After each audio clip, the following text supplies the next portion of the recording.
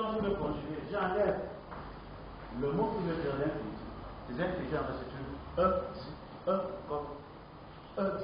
c'est là, non, on devrait. Bon, on ne met pas l'infinitif parce que l'infinitif c'est un nominal. Ça fait voilà pourquoi je l'ai banni. Maintenant, je prends suffixé. Non, peut-être on va prendre le deuxième mot. Comme. Je vais passer comme ça comme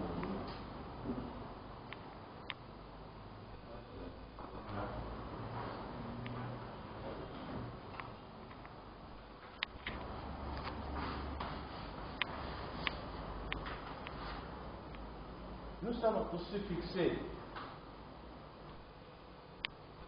Mokoba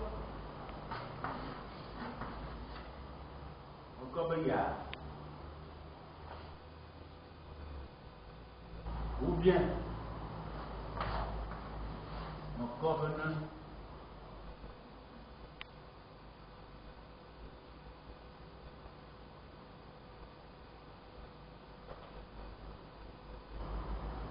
Ça c'est l'accompli. Il faut que je mette ça bien là. L'accompli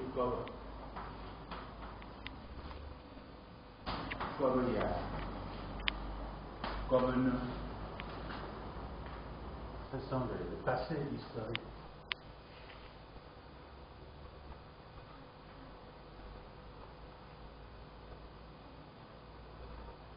C'est clair là, vous comprenez? Vous pouvez j'ai parlé, j'ai fait mon coria. Et moi, mon coria, il est comme haut. Quand on prend un passé historique, tardons comme dans la maison. Vous comprenez? Et c'est ça, c'est l'entendu. La langue, comme les gens l'entendent, je vais chercher une histoire en français, je dis comment le passé historique. Vous voyez? Je dis, voilà, c'est ça.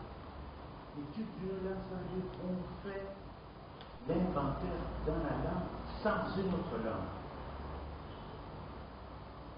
Parce que j'ai fait cet inventaire-là, je suis en mesure de vous exprimer dans une autre langue. Je vous explique ça en français. Mais parce que je sais où je suis de vous. Hein? Regarde ça. Alors, ça c'est les verbes suffixés. Il y en a encore un autre. Allez la conclure.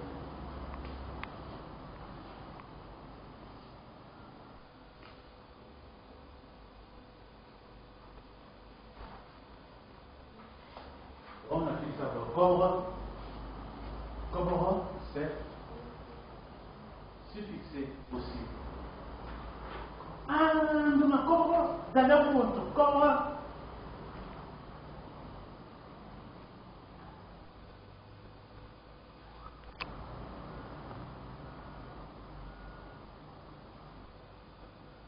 Je crois que là, on arrive à la conjugaison.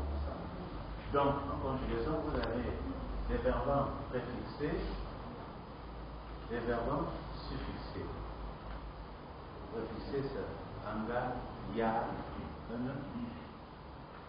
suffixé, que, non, préfixé, que, ne. Suffixé, ya, ne, re. On verra après ce qu'on appelle les auxiliaires modaux.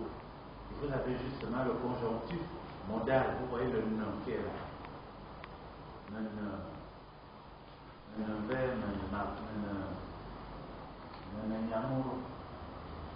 voyez, le présent, le ponctuel ne. Mais ce ne-là subit des modifications comme un verbe. Bon, ça c'est là. Donc nous avons vu aujourd'hui les verbes préfixés et suffixés.